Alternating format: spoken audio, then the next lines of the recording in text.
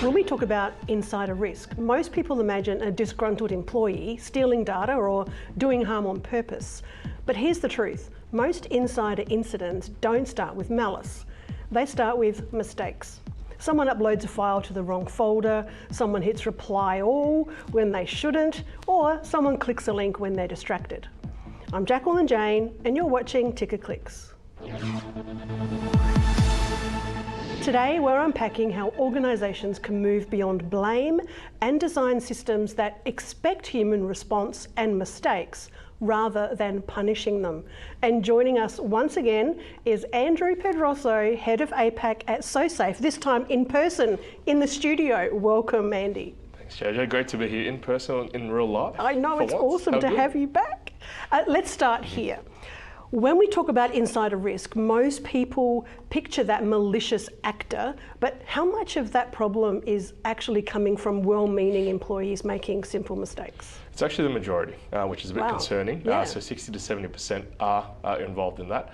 So if you think about employees at the moment, it's not about they're being malicious or they're going out of their way to do it with some malice or intent. Yeah. It's actually there's a failed system or systematic process that they're not following correctly, or there's too much manual ways of working that allows them to do that. Very true. So it's such an important distinction to understand that it's good people with flawed systems. Correct.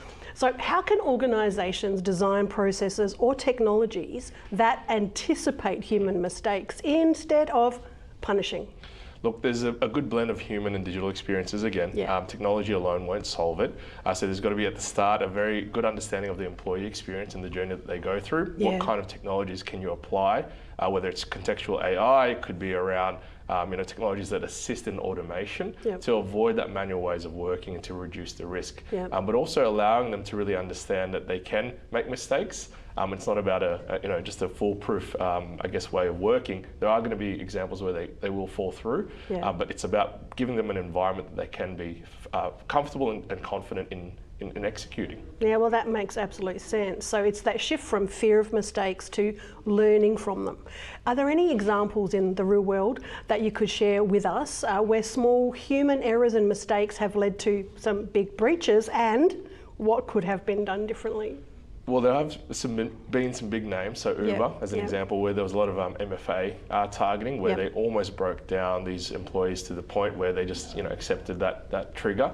But also another example with Twilio, where a very public example where as a spreadsheet was shared. Now again, it's not about punishing them or giving them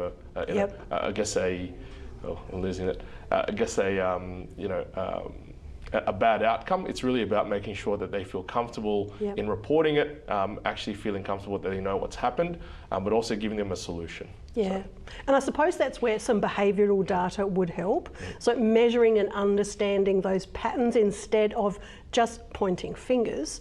So I want to have a talk about culture, because that is something that is a big topic in the world of human risk management.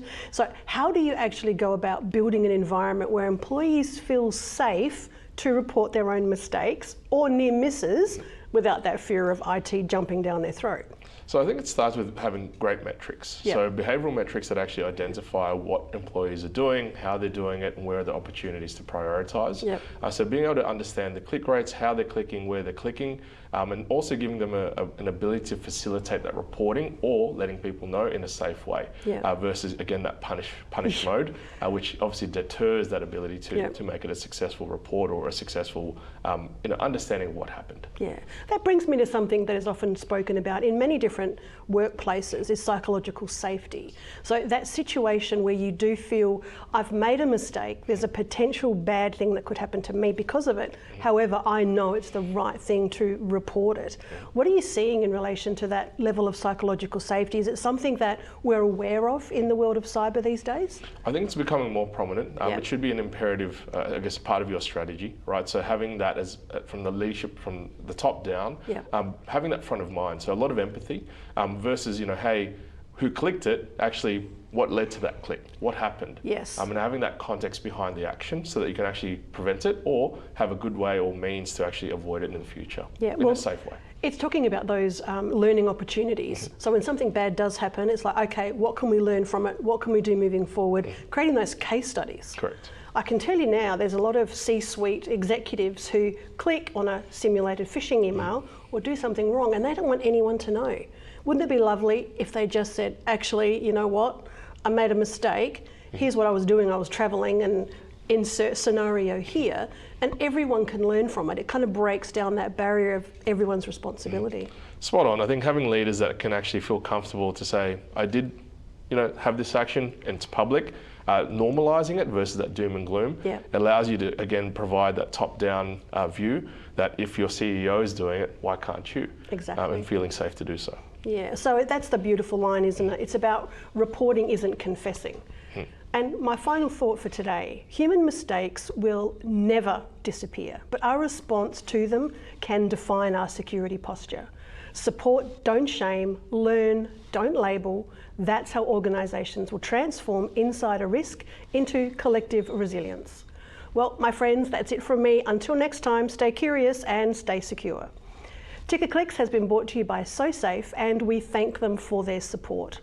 I'm Jacqueline Jayne, you're watching Ticker. We'll be right back.